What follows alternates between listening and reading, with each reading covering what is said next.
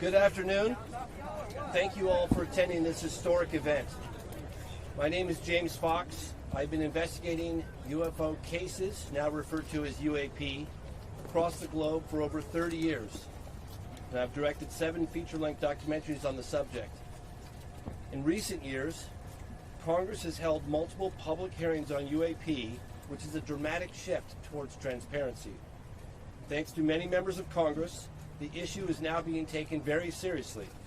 We, the people, are finally hearing accounts in a credible setting from first-hand U.S. military personnel about highly advanced unknown craft that fly rings around our frontline fighter jets.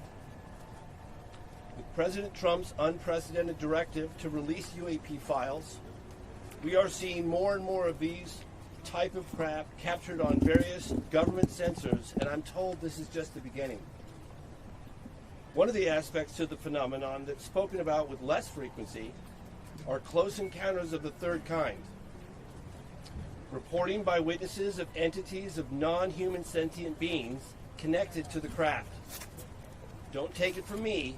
Some of these reports come directly out of the United States Air Force's own files. In fact, the very scientist who coined the phrase close encounters of the third kind investigated cases for the United States Air Force from 1947 to 1969, Dr. J. Allen Hynek. According to Hynek, it was cases like those that the United States Air Force desperately tried to keep secret, because it's one thing to try and confuse the public with weather balloons and swamp gas, and another entirely different when dealing with credible reports of non-human beings on the ground. I personally investigated one such case for over 16 years. The case occurred in Varginha, Brazil in 1996 and involves dozens of first-hand reports of UAP and direct contact with living, intelligent, non-human beings who, according to multiple Brazilian witnesses, were flown out of Brazil to the United States in January of 1996.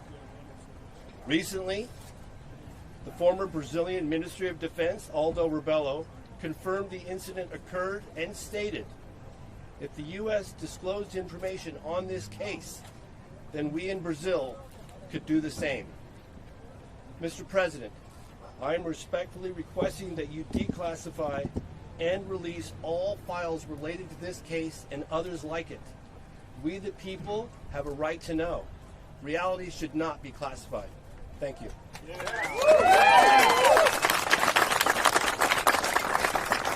Hi, everyone. Thank you for being here today. And I just want to say, especially for the members sitting behind us, as you know, this Congress, we were given permission to stand up the task force on declassification of federal secrets. Many of our colleagues did not believe in this up until really the videos started coming out, and had it not been for the efforts of Representative Burleson, Burchett, Moskowitz, and the countless of other members who have backed us in this fight, you probably wouldn't see some of these files and videos that are coming out today. But it doesn't just stop here. For some time, we've been pushing for there to be legislation, whether it be whistleblower protections or the UAP Disclosure Act, and it's been time and time again stonewalled by various intelligence agencies and staff within the House of Representatives, which is why we are grateful to the administration and their effort, as well as Stephen Miller's office, in pursuing the truth, something that we all should deserve transparency on. And so our next call to action will be that we are meeting with the White House. We are requesting that whistleblowers receive temporary immunity or permanent immunity, and if they are able to divulge whether it is locations of craft and or advanced technologies. As you know, this is something that we are all wanting to know the truth on. And again, without your cooperation, we wouldn't have been where we are at today. And so thank you. I'd like to now introduce Representative Eric Burleson. Thank you all for being here today. I want to first begin by thanking everyone that's here, and I want to thank my colleagues behind me, this task force. We could not do this without the incredible leadership of Representative Luna and my colleagues on the team. We also wouldn't be here today if it weren't for the brave men and women who have come forward as whistleblowers, who have plowed that soil. We wouldn't be here without these individuals. And we also wouldn't be here celebrating the victories that we have were it not for President Trump. We finally have a leader that the American people can trust to challenge institutions that have grown far too comfortable operating without accountability. For decades, the American people have been treated like children, told that our government secrets that they don't get to know. Don't ask, don't expect answers, just trust the process. Well, the American people are done with that answer, and I'm done with that answer. Over the last 3 years, we have made more progress on this issue than at any point in modern history. We've held hearings. We've reviewed Russian and Brazilian records, including a formal FBI inquiry into the '96 Varginha incident, where witnesses alleged the Brazilian military captured non-human entities and craft and buried the truth. Today, Aldo Rebelo, who was the Ministry of Defense at the time, came forward and admitted that this event was true. We've sent targeted inquiries into MIT Lincoln Laboratories, MITRE, and every government agency that's been connected to UAP. We've worked with lawmakers across 4 continents. We've sought answers on cases like Matthew Sullivan, a would-be whistleblower whose tragic death deserves far more scrutiny than it has received. We've obtained video evidence, including the MQ-9 footage of a UAP incident off the coast of Yemen, delivered to my office through what can only be described as a Tom Clancy-style dead drop. Someone felt that they had, now think about this, someone felt they had to secretly hand information to an elected official, a member of Congress. Why would anyone fear bringing information to Congress? They shouldn't. We are no longer asking hypothetical questions anymore. Congress is requesting specific records and videos. These agencies and contractors know that we know that they exist, and we're going to get them released. We continue to receive credible claims of recovered craft and reverse engineering programs that may have operated for decades outside of any oversight. Those claims point to specific facilities, contractors, records, and people. Congress has a constitutional duty to follow them, and that duty does not vanish because someone stamped a document classified 30 years ago. It does not vanish because some bureaucrat says so. It does not vanish because a program has become so compartmentalized that even elected officials are expected to look the other way. The Constitution gave Congress oversight, authority for a reason. No elected bureaucrat has that authority. This information is not yours to keep. It belongs to the American people. They own it, and they deserve the truth. The most important people in this story are the whistleblowers. David Grush, Admiral Gallaudet, Dylan Borland, Jeff Nusatelli, and the many others who haven't been named yet. Their careers were upended. Their families were torn apart. They endured an avalanche of stress, all because they believed this information belongs to you, the American people, and they attempted to and tried to get it to you. Some will say they should have used more proper channels. To hell with the safe way. The safe way protects the system. These are people who simply wanted the American people to see what they know, and they deserve protection. They deserve our respect, and they deserve a second chance. And we are at a different time. This is the age of disclosure. Mr. President, I'm asking you directly, waive the non-disclosure agreements that still bind these patriots. Grant immunity to anyone and everyone who has already come forward and everyone who will come forward. Open the door and let them speak. Because unless people know they will be protected, why would they come forward and step forward otherwise? It is time that we flip the script entirely as well. It has been said by people in positions that know that even presidents have been kept on a need-to-know basis, that Navy pilots, admirals, and generals describe programs to senior officials that commander-in-chiefs were never briefed on, career bureaucrats who view presidents as temporary help, here today, gone tomorrow. That is not classification. That's a constitutional crisis. Transparency must be the default in the United States of America, and it should be required for those with knowledge to come forward, not wait for us to ask. There must be real penalties for officials who knowingly withhold information from Congress. Playing dumb is no longer acceptable. Hiding behind classification is no longer acceptable. Mr. President, you know that the agencies lie. You know that firsthand. They have lied to you. They have lied about you. They do not cooperate easily, and they never have. This is the moment. Use the authority that you have, Mr. President. The American people are behind you. And everyone listening today in government, working for a contractor, retired, anywhere in the world, come to Congress. Come to these group of people.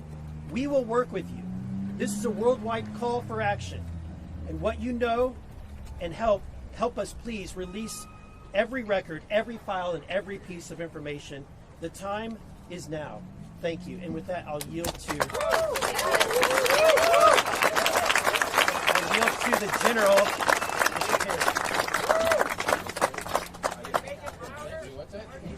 Mr. Perry. Be brief, be brilliant, be gone. Well, it's good to be with you all, and it's great to be with my colleagues and people that want transparency in America. And just like my good friend Mr. Burleson, Representative Burleson, said, this isn't the government's information. Unless there's some kind of national security element that's going to imperil our safety, this is our information. We should have it, every single bit of it, and you shouldn't be crazy, and you shouldn't have your reputation destroyed because you want to disclose. This is our government. This is our country. This is our information, and damn it, we demand it. God bless you.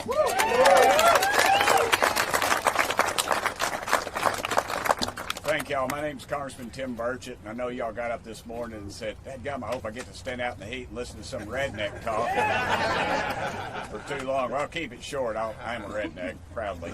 But it's a pleasure being here with you. I want to first salute the bravery of these folks standing back here on the back row for their guts.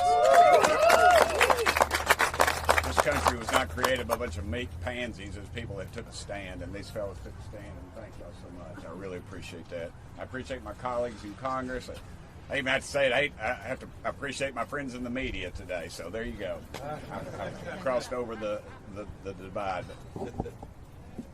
You know, I talked to the president about this issue, and he kept his word to me. He kept his word, and I think that's important. But I think we also need to remember, too, when I'm sitting in a skiff and some little punk in a man bun tells me the president's on a need-to-know basis, folks, that ought to tell you right there what we're up against. We're up against corruption. We're up against a cover-up. This thing's been covered up at least since 1947. Dadgummit, the public deserves the right to know. It's your dadgum tax dollars. It's not about little green men or flying saucers. It's about what are we spending all these millions and possibly billions of dollars on that these idiots tell us don't exist. And then yet we turn right around in the skiff and then they tell us they do exist. This is a cover-up. You all know it. We know it. We demand the answers, and dadgummit, we're going to get them. Look, we got one or two bites at this apple. Please be careful about the false information that's coming out of Washington on all this stuff.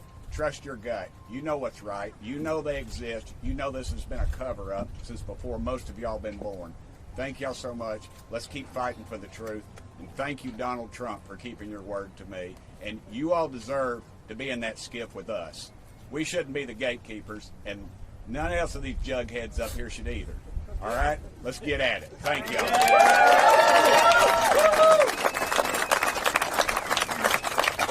And I don't care if he's across the aisle or not. He's one of the smartest guys I know in Congress, and he's one of my best friends. His name is Jared Moskowitz. Jared, come up here, brother. That'll be used in my primary. Wonderful. I hate his gut. Thank you. Appreciate that. I don't have a plastic Jesus Please, in my pocket. the correction for the record.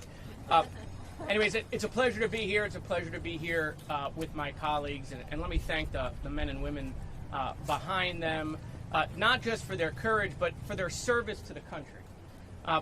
And that's what's changed. I mean, look, this conversation started years ago with people like the late Harry Reid, and then Marco Rubio and Chuck Schumer, and now my colleagues and many others in the House. But one of the things that changed is the quality and the caliber of people who are coming forward who have served our military, decorated people with the experience, airline pilots, and the technology in our hands, and the technology that our military has. That's what's changed. And what's also changed is we started asking questions, very simple questions. And this is what got me interested in the topic. We would ask questions, and they would then push back. And we would ask more questions, and the pushback became more significant. We would try to put language in an amendment, in a bill, and they would oppose it. They would secretly go to the chairman of committees to strip that language out. And that became clear to us that they were hiding something. And so listen, I don't know what the full truth is, but I know we're being lied to. And the American people know that also. And so look, the time for disclosure is now. Disclosure today, disclosure tomorrow. The American people have a right to know. We know about these advanced technology programs. We know they come out of Area 51. They did when we went to kill Osama bin Laden with an advanced technology helicopter that Congress never funded. There's trillions of dollars missing at the Pentagon. Where does that money go? And so it's time for the government to come forward. And what we need is we need your help, all of you here. I get asked this question by people in my community more than anything else. What does the government know, and why aren't they telling us? The American people can handle it. They can handle it. I trust them. And it's time that we tell them the truth. Thank you.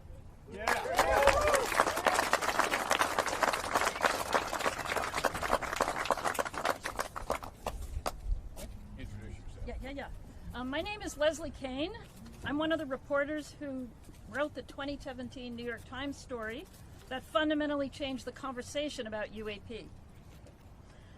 In the years that followed, members of Congress met with Navy pilots and received classified briefings. Some came to realize that the observed objects were highly unlikely to be American, Russian, or Chinese technology, but nobody would publicly confirm what they were.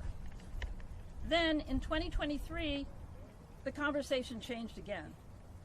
Former intelligence official and whistleblower David Grush met with members of Congress, providing them with detailed information about covert government programs that he said possessed craft of non-human origin.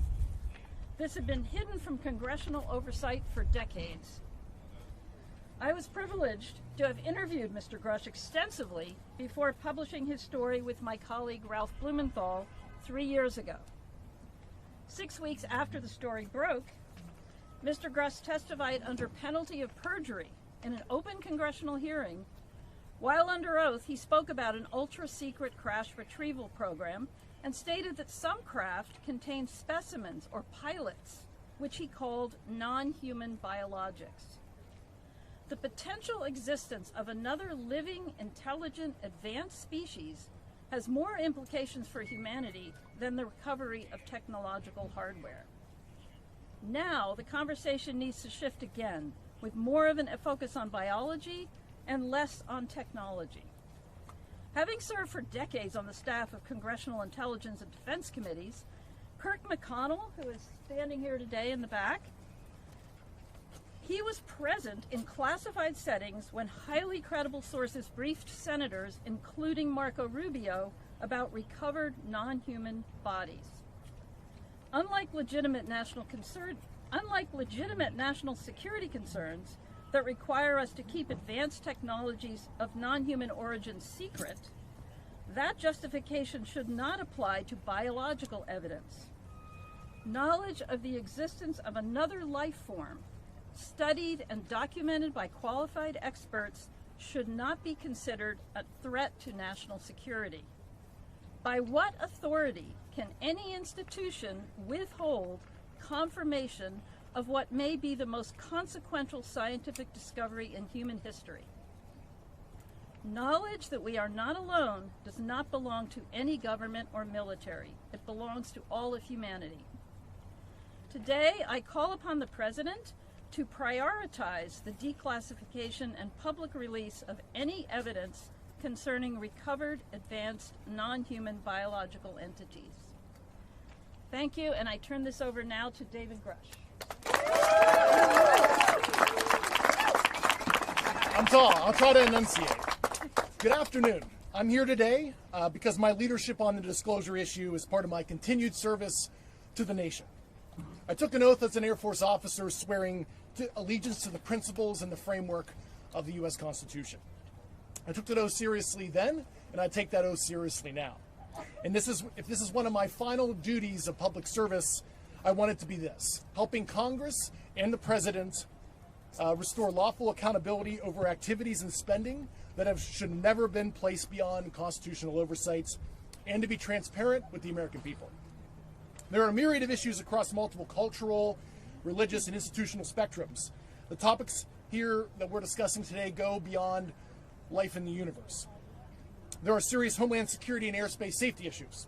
There are relevant counterintelligence and technology protection issues that must be taken into consideration.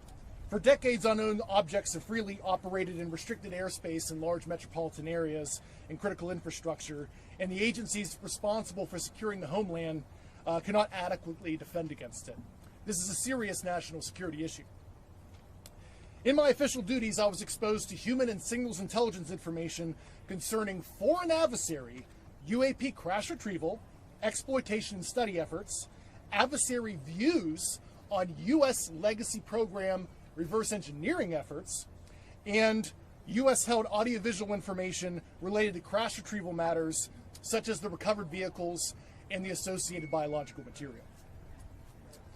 One must always be concerned about adversarial disinformation when you're getting foreign intelligence, but I was able to cross-verify this information internally to back up the foreign government assertions. Many of the president's team has been kept in the dark by high-ego, politically appointed actors, both because of incompetence and malicious intent has subverted the president's order on this issue. Furthermore, some of this foreign intelligence has not been provided to Congress despite lawful requests to the Defense Intelligence Agency last summer, and also having formally been published across the IC and analyzed by such analytical centers such as NASIC. These records belong under congressional oversight, and I believe DIA should stop obstructing Chairwoman Luna's task force and provide those documents to Congress and enter it through mandatory declassification review so the American public can see some of the foreign intelligence I had access to. Secrecy around this issue did not appear overnight. Subsequent executive orders, Secretary of Defense memorandums, compartmented security, basically nullified Congress's role with the judicial branch with oversight of this issue. Remember, classification exists to protect the nation. Executive Order 13526 discusses what can and cannot be classified. Embarrassment, hiding funds, criminal activity, and the basic information about scientific information in the universe is unlawful for it to be classified. And this is why whistleblower protections matter. Through my federal litigation ongoing with the Department of War, I learned that the Air Force worked with an external agency to seek an investigation of me for alleged unauthorized disclosures punishable under the Espionage Act after I testified in front of Congress in 2023, discussing the results of my congressionally directed investigation in the support of the first Trump administration. This should concern every member of Congress, regardless of party. To this day, I'm still fighting years of record withholding, administrative obstruction, and a prolonged effort to get a medical military retirement that I still am not in a retired status. This is also a real fraud, waste, and abuse issue. President Vance's task force is sharply focused on the issue of misuse of funds. The same accountability problem applies here. And during my investigation, I found slush funds to the tune of billions of dollars per annum for these activities. We cannot have one standard for the American people and another standard for the deep state that hide behind the veil of secrecy. President Trump has the authority to create an enduring legacy of government transparency, accountability consistent with national security protections. Disclosure should not depend on leaks. It should not depend on the public taking my word for it or anyone else's. American people deserve more than vague denials and selective releases of prior administrations, to include through troubled organizations such as ARROW. I applaud the President's efforts and his promise to show true American leadership on this issue of massive worldwide interest, over 1 billion views on the File Drop website. So the time has come to stop asking the public to trust secret conclusions. Instead, provide an honest accounting of what it knows, what it's done, and what has been withheld. God bless America.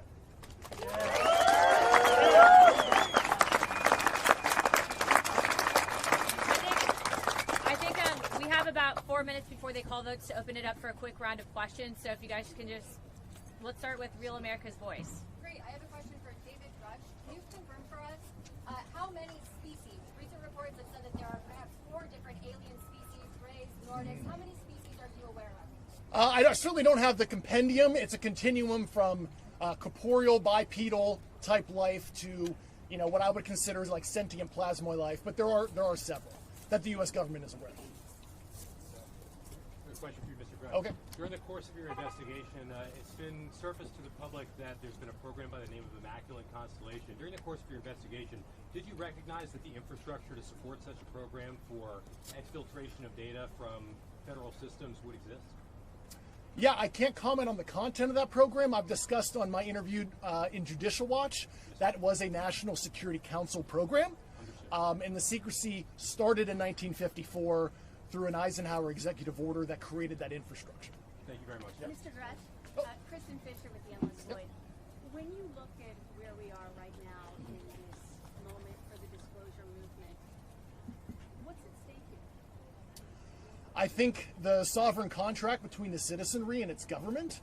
I think the institutional rot that the lack of transparency in this issue is possibly going to cause an untenable socioeconomic condition if the government is not transparent, akin to certain other. I don't want to say the Epstein files. That's a dirty word, but we could have that kind of scandal if we're not transparent on this issue. And do you have any advice for people who are new to the UFO topic, the UAP topic, who just really don't know where to begin? There's just so much misinformation out there. What is your advice to them? I would go watch James Fox's documentaries. I like the Disclosure. It's a great movie. It's a good primer. So, and there is a declassified 1971 Australian formally classified secret assessment that a couple years ago was put in the Australian National Archives. I encourage people to read page 7 through 16, and that was the nuclear branch chief of the Australian government discussing the U.S. cover-up and the involvement of the CIA back in the 70s. And that's actually a little-known document that is publicly available. David, question with the whistleblower, Matthew Sullivan. Is there anything that you know, or is there anything that ties into what is happening here today and with his testimony that never happened because he died 2 weeks, I guess, before? That's an ongoing. It's an ongoing federal so investigation. Still, they're leading up, but a lot of the stuff that started happening and picking up speed, it's just weird that it somewhat correlates to the disclosure efforts. What was he coming in to testify for? That would be a question for Rep. Burleson. David. Oh, yeah, Mr. Sullivan was on the Legacy program. I served on active duty with him in the Air Force, but I don't want to discuss details of his knowledge until the federal investigation is complete. Okay. Yeah, Joe? So, just for those that are maybe not so familiar, can you explain right now what the roadblocks are? What is preventing lawmakers, and if lawmakers want to take steps, from visiting locations that have been critical to reverse engineering or other things, that the knowledge is there, but the ability to go and see them is not? I'll take a stop at that. If Congress says we're going to go to Area 51, if Congress says we're going to go to Area 51, everybody says, go to Area 51, Burchett. All I'm going to get there is a good dadgum T-shirt, all right? The moving van's already going to be there. The problem you have is that these things have been moved into private entities, so that they don't have a FOIA. I could FOIA Ford Motor Company, get her, B, but doesn't mean they're going to do anything. That's why they moved it out of the federal governments, and that's part of the roadblocks. Other roadblocks we've seen, we tried to get a committee. We've had staff members try to block us when we first started this thing with that first hearing that Grush said that there's biological entities.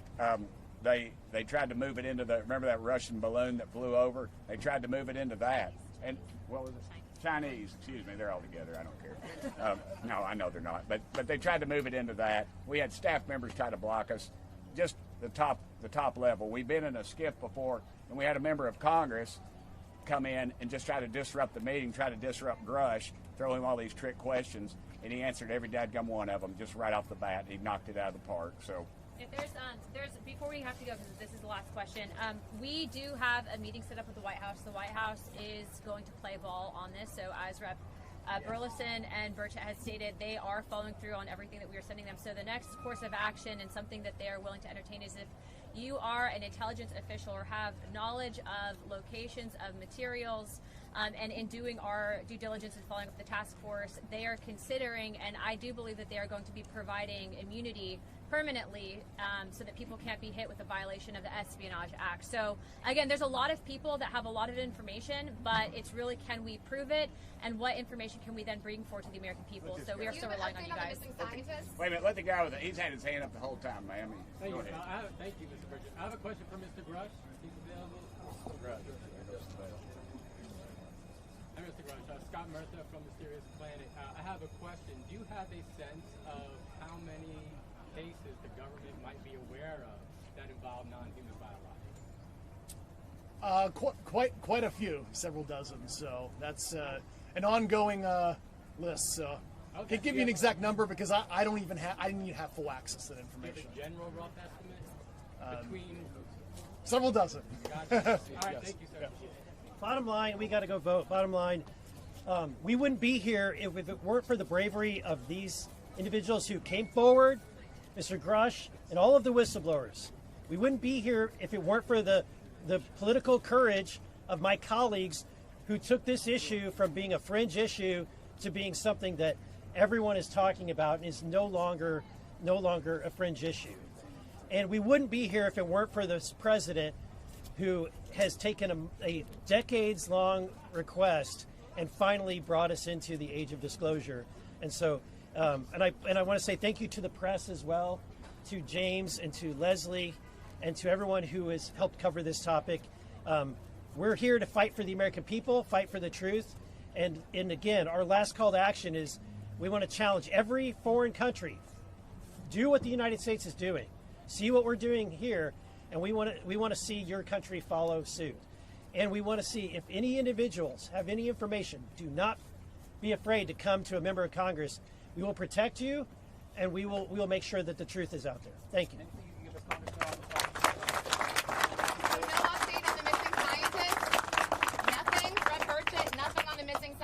General McCaslin?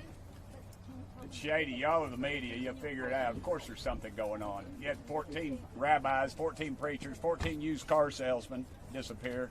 You'd be asking questions. There's something going on. What? Missing congressman. Thomas Keene Jr., the missing congressman. Nothing to do with UFOs. I think he's just ill. What's the biggest wow that you've seen, Congressman Burchett? Well, since you bear a striking resemblance to Steven Spielberg, I'm going to answer this. But Matthew McConaughey is going to play Tim Burchett in the Tim Burchett story, okay? I just want you to know that. I can't talk about it. That's the problem.